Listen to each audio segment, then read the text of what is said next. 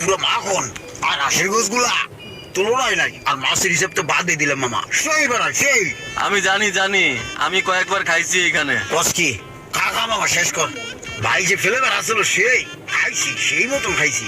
ভাই বিল কত হয়েছে তাহলে? 61,500। কি হলো ভাই, হঠাৎ করে মাথা ঘুরে পড়ে গেলেন? মাথা ঘুরে পড়ে যাম না, কি করবো? খাইলাম হলো 1 পিস চিকেন। হ্যাঁ বিল জিগাইলাম, হ্যাঁ বিল কইতাছে 61,500 টাকা হইছে। ওই আমরা কি চিকেন খাইছি? 1 পিস গোস্ত তো খাইছি। এই গোস্ত কি সোনা দিয়ে বান্ধাইছে? ওই এত টাকা বিল করলো কে? মাথা দিয়ে ঘুরায়। ওই হাত ধরেন, আপনি আমার ধরেন, আপনি আমার 1 পিস চিকেন খাওয়া 61,500 টাকা বিল বানাইছে। এখন যদি আমার ধরে ওঠেন এই বিল দিতে দিতে আমি ফকির হয়ে যাম।